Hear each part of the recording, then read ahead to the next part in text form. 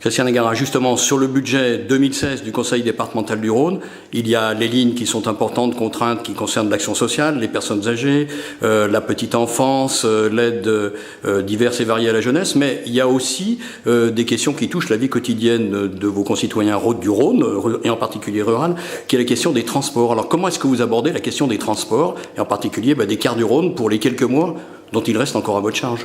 Alors, les transports représentaient une ligne de 58 millions d'euros dans le budget 2015, et c'est la participation que nous versons au Citral. Donc, dans le prolongement de ce qu'avaient fait nos prédécesseurs, puisque dès le début de l'année 2015, ils avaient demandé une diminution de l'offre de 45%, le président Guillotot m'a demandé de renégocier avec les délégataires de services publics pour limiter cette diminution de l'offre et pour obtenir des économies sur le coût de ces DSP qui étaient véritablement toxiques. Donc c'est ce que nous avons fait.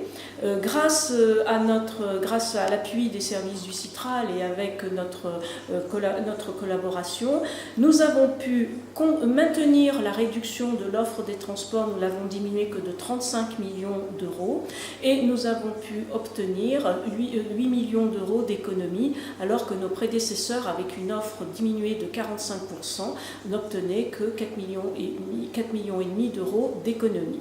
Alors, notre effort porte sur les lignes les moins fréquentées. C'est vrai que nous allons réajuster lorsque une ligne était empruntée par moins de 5 usagers. Donc voilà les grandes perspectives pour 2016. En plus, nous avions des lignes qui servaient également au transport des écoles primaires. Ceci relève de la compétence des communes. Et donc là, nous avons, à partir du 1er juillet 2016, nous retransférons cette compétence aux communes.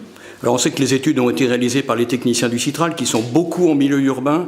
Est-ce qu'on peut parler de la même façon en termes de chiffres, de ce qui se passe dans le milieu urbain où on peut, quand une ligne est fermée, on emprunte à une autre, et de ce qui se passe dans le milieu rural où quand on ferme une ligne, c'est vraiment une difficulté pour les gens des territoires? Vous avez raison, c'est vrai qu'on ne travaille pas sur l'interurbain comme l'on travaille sur l'urbain.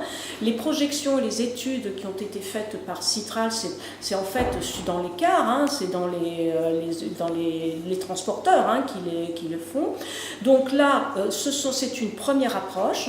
Nous allons avoir une nouvelle réunion pour étudier ligne par ligne l'impact des diminutions que nous avions envisagées et en accord avec le territoire, les conseillers départementaux du territoire, eh bien nous allons réajuster. Rien n'est figé, rien n'est inscrit dans le marbre et vous avez raison, il faut que nous soyons attentifs à la mobilité dans nos zones rurales.